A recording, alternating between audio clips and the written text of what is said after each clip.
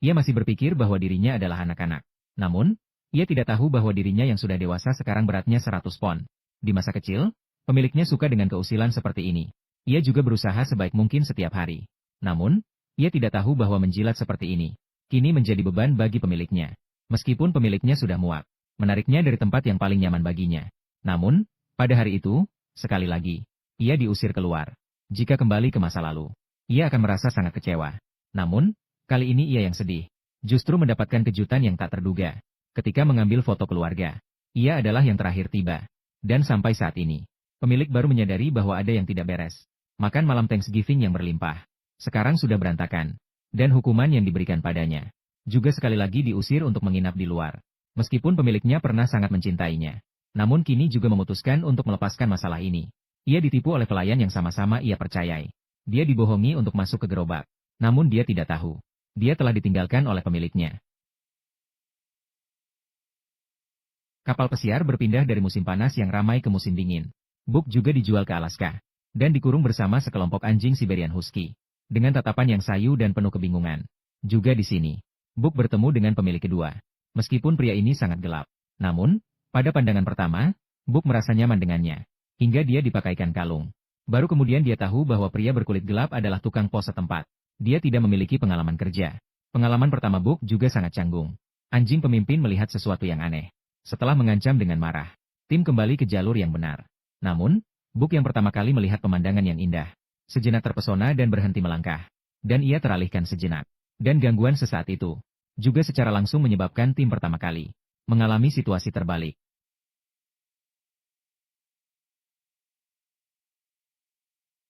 Dikritik dengan keras oleh anjing-anjing lainnya.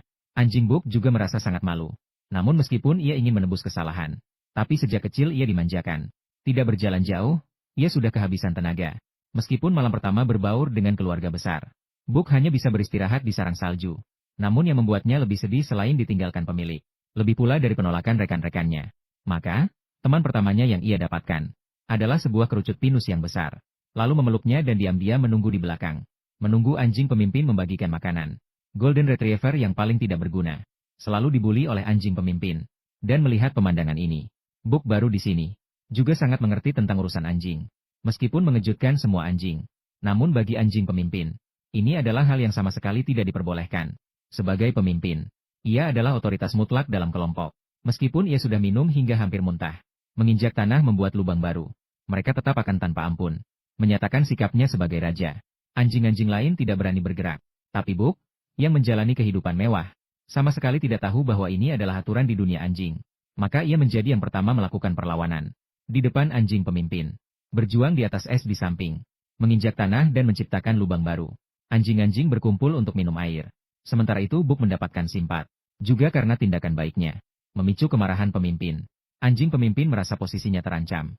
Jadi pada saat perjalanan berikutnya, sesekali menggunakan berbagai trik licik. Dengan sengaja menyulitkan Book agar ia mendapat banyak penderitaan. Tipu muslihat berhasil. Rencana jahat berhasil. Anjing pemimpin baru merasa sedikit lega. Tanpa disadari, posisi dia segera akan sepenuhnya terbalik dengan Book. Suatu kali dalam perjalanan mengantarkan surat, istri pemilik secara tidak sengaja menginjak dan memecahkan es. Tidak memberinya waktu untuk bereaksi. Langsung jatuh ke dalam lubang yang membekukan. Melihat tuan pria berlari ke depan. Semua teman tidak bergerak sedikit pun. Maka Book yang sangat perhatian terhadap pemiliknya. Mengikuti langkah pemiliknya sendirian. Namun, sebelum mereka sampai di sana, nyonya pemilik sudah terbawa oleh air es yang deras. Melihat pemilik yang berkaki dua tidak bisa mengejar, Book segera berlari ke depan. Hanya dengan satu lompatan, ia langsung melompat ke dalam air. Meskipun bulunya sangat tebal, tapi segera saja air es yang membekukan membuatnya kaku. Namun, meskipun begitu, Book tetap berjuang untuk berenang ke samping nyonya pemilik. Mengangkatnya di punggungnya. Menggunakan kepalanya untuk membentur permukaan es terdekat. Saat hampir tenggelam di air, Book yang mengerahkan semua tenaga, akhirnya berhasil membenturkan es setebal 10 cm. Namun, saat nyonya pemilik diselamatkan, Book juga telah menghabiskan semua tenaga. Hal ini menyebabkan ia tidak dapat mencengkeram permukaan es yang licin. Akhirnya, ia dengan malang terseret oleh arus sungai. Di atas permukaan es. Dengan gelisah ia memanggil penyelamat istrinya. Untungnya, tidak jauh dari situ, terdengar suara Book menghantam permukaan es. Hal ini memberinya kesempatan untuk menemukan posisi yang tepat. Ia segera mengeluarkan pisau kecil. Dengan gila ia mulai memukul es. Tetapi permukaan es yang tebalnya lebih dari 10 cm. Sebuah lembaran logam. Sama sekali tidak cukup untuk menggoyangkan. Pisau itu pun dengan mulia pensiun. Yang tersisa untuk Xiao Hei hanyalah kepalan tangan. Buk! Buk! Saat Xiao Hei mengira Buk sudah mati, ia bersiap untuk menangis. Tiba-tiba sebuah tongkat muncul di depan matanya. Xiao Hei tidak sempat memeriksa asal-usulnya. Dalam sekejap saat ia menangkapnya, ia segera mulai menusuk permukaan es dengan gila. Hingga ia berjuang mati-matian selama setengah hari.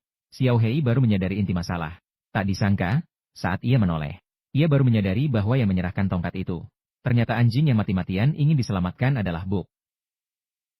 Buk! Momen hangat antara pemilik dan bawahan membuat anjing pemimpin terlihat licik. Sambil berubah menjadi telinga pesawat, ia juga memikirkan cara untuk membunuh Buk. Malam itu, anjing pemimpin pun memutuskan untuk membalas dendam. Kebetulan Buk melepaskan mangsanya. Anjing pemimpin melangkah cepat mendekat, dengan sengaja menggigit mati kelinci itu. Saat itu, ia menganggap dirinya sebagai Raja Serigala. Dengan sikap seorang raja, menatap Buk dengan mengintimidasi. Karena Buk telah melepaskan mangsanya, ia memiliki cukup alasan untuk melaksanakan penghakiman raja. Memanfaatkan ketidakwaspadaan Buk yang merasa bersalah, ia menyerang dengan cepat menggigit tenggorokan Buk. Meskipun peringatan Buk lebih banyak 2 kali lipat dari anjing pemimpin, tapi sifatnya yang baik, hanya menghindar tanpa melawan. Namun meskipun ia tidak ingin bertikai dengan teman-temannya, namun, si anjing hibrida tetap menggigit tanpa melepaskan. Ia memang tidak pandai bertarung, apalagi tidak sekuat si anjing hibrida yang liar. Tentu saja, ia bukan lawan bagi si anjing hibrida. Ia digigit di leher dan terlempar jauh. Ia terjatuh dengan kepala berputar-putar. Ia tidak bisa mengangkat kepala untuk sementara waktu. Sementara si anjing hibrida juga memanfaatkan kesempatan ini. Sambil mengejek, ia bersumpah kepada rekan-rekannya. Dialah yang menjadi raja di kelompok ini. Rajanya yang mutlak.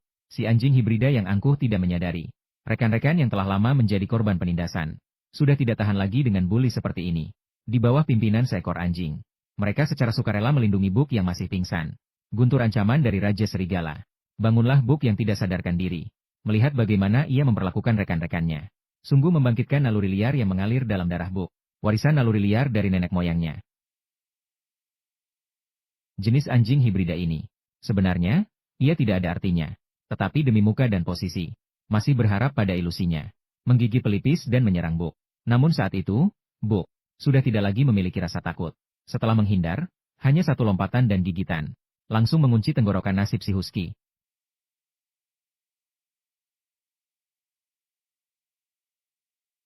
Saat diinjak di bawah kaki, tatapan ketakutan si anjing ras campuran. Hal ini juga mengungkapkan. Sekarang ia mengerti siapa yang sebenarnya adalah bos. Para sahabat bersorak gembira. Buk juga menjadi pemimpin baru. Dan kehilangan segalanya, si anjing ras campuran juga memilih untuk pergi sendirian seperti pemimpin yang pernah dikalahkannya. Memilih untuk pergi sendiri. Seperti pemimpin yang pernah dikalahkannya, ia hidup dan mati sendiri. Tentu saja, pada pagi hari berikutnya, si pria berkulit gelap juga tidak melihat keberadaannya. Mendapatkan lingkaran. Menyadari bahwa tidak ada lagi anjing pemimpin, si pria berkulit gelap berencana untuk menunjuk pemimpin baru. Namun, tidak peduli bagaimana dia menunjuk. Para anjing semuanya berpura-pura tidak melihat. Sampai dilabrak oleh Buk. Dia baru menyadari bahwa anjing-anjing sudah mengambil keputusan. Meskipun Buk masih pemula, dia tidak punya pengalaman dan tidak dianggap oleh pria berkulit gelap. Namun Buk tetap memiliki tatapan yang tegas. Dia melanggar perintah dan bersikukuh untuk memimpin. Pria berkulit gelap berusaha keras untuk meyakinkannya. Buk sama sekali tidak mendengarnya. Dia hanya menatap matanya dengan tajam. Dia duduk dengan tegas, bersumpah akan tekadnya. Pria berkulit gelap gemetar karena marah. Namun dia juga menyadari bahwa perintah itu sia-sia. Dalam keputusasaan,nya dia hanya bisa menyeret Buk. Dia melempar Buk kembali ke bagian belakang kelompok. Pria berkulit gelap awalnya berpikir, anjing tua hitam pasti akan mematuhi perintah dan mengenakan kerah. Namun dia tidak menyangka bahwa anjing tua hitam hanya terus menatap Buk. Melihat Buk yang marah dan tidak bergerak, dia dengan keras menolak rencana pria berkulit gelap. Begitu terjadi berulang-ulang. Wanita itu juga melihat celah dalam situasi itu. Dan pernyataan Shanshan yang mengungkapkan semuanya. Anjing-anjing bersinar sebagai jelas bahwa ini menunjukkan pelajaran yang jelas. Mereka memiliki pemimpin baru dalam kelompok mereka.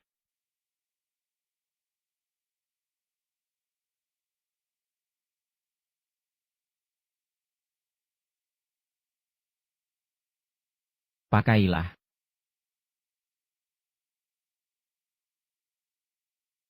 Buk berdiri tegak dengan percaya diri. Buk merasa terikat oleh tanggung jawab. Menerima kehormatan pria itu. Lalu menoleh melihat rekannya. Dan membuat keputusan yang seharusnya diambil oleh anjing pemimpin. Dengan satu perintah, Buk langsung melesat ke depan. Perasaan dorongan yang belum pernah terjadi sebelumnya. Juga, Pria berkulit gelap merasakan pengalaman yang luar biasa seperti sebelumnya. Namun meskipun kelompok itu bergerak dengan cepat, pada hari pertama Book menjabat, memberikan pengalaman dalam karirnya. Pengalaman putus asa yang belum pernah dialami oleh semua pemimpin. Longsor yang tidak tepat waktu, rubah menyerang mereka, dan menghadapi situasi seperti itu. Namun pria berkulit gelap memberikan perintah yang salah.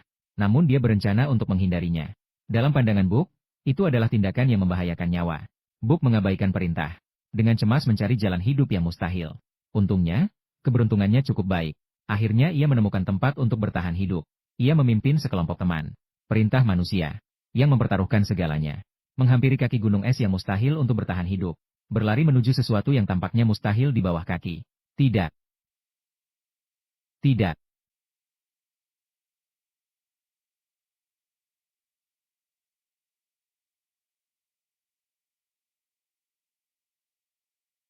Cepat, cepat, cepat.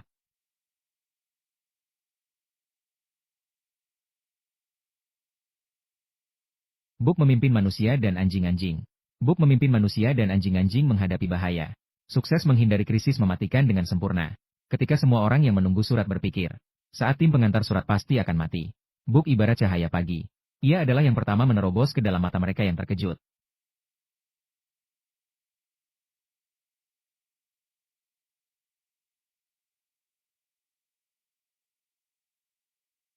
Kita berhasil. Lihat, kita tidak terlambat. Ini adalah momen terbaik Book. Namun karena sebuah surat yang tersebar melalui radio, ia tetap tereliminasi oleh teknologi. Kembali menjadi barang yang diperjualbelikan di pasar anjing. Barang yang dipilih oleh manusia. Dibuang sekali lagi. Hanya teman-temannya yang menemani Book. Mereka berpelukan satu sama lain. Semua orang tahu ini adalah perpisahan terakhir. Meskipun mereka beruntung. Dipilih oleh seorang pengusaha kaya. Namun, koper yang kelebihan beban itu, bukanlah beban yang bisa ditangani oleh anjing-anjing itu. Pria itu pun mengangkat cambuknya. Tanpa membedakan siapa yang terkena. Ia melayangkan cambuknya ke arah Book. Saat Book bersiap untuk mati, seorang pria tua yang tidak dikenal menghalangi jalan. Lalu memarahi pengusaha kaya itu dengan kata-kata kasar. Dengan harga tinggi, ia berhasil membawa Book pergi. Namun, pria tua itu adalah seorang pemabuk. Ia sering dibuang keluar karena berutang. Book, yang sedang menonton, juga dengan marahnya menjatuhkan cangkir tua. Meskipun pemilik ketiga, dengan marah ingin memukulnya. Namun, Book tetap tanpa rasa takut. Di depan pria tua itu, ia mencuri botol alkohol. Setelah menguburnya di halaman, ia bahkan duduk di atasnya. Dan saat itu, pria tua yang ingin mengambil kembali minuman itu tidak bisa menggerakkan Book. Aku juga mengerti. Book ingin mengungkapkan sesuatu. Maka pria tua itu berkata kepada Book, mengatakan sebuah rahasia yang terpendam selama bertahun-tahun. Dia hari ini mabuk, karena anaknya yang mengambil uang harta pernikahannya. Di brainwash oleh menantunya. Tidak mau lagi bertemu dengannya. Namun karena Book, dia menyadari segalanya. Maka untuk masa tuanya, dia memutuskan untuk membawa Book. Mencari harta yang hanya dia tahu. Book tidak mengerti maksudnya. Tapi mereka saling bergantung hidup dan mati. Sendirian membawa pria tua itu. Menuju perjalanan untuk membantu pria tua mengejar mimpinya. Di kaki sebuah gunung bersalju. Dia membantu pria tua menemukan emas. Dan bukan hanya sedikit. Namun saat satu orang dan satu anjing. Dengan senang hati berlari menuju satu sama lain. 4 kaki putih yang panjang. Tiba-tiba melintas di depan Book. Book belum pernah mengalami hal yang begitu mendebarkan. Segera berlari ke arah cahaya putihnya. Akhirnya orang tua itu membiarkan Book pergi. Book juga menjadi raja serigala. Memiliki istri dan anak-anak. Dan memiliki kehidupan yang sempurna.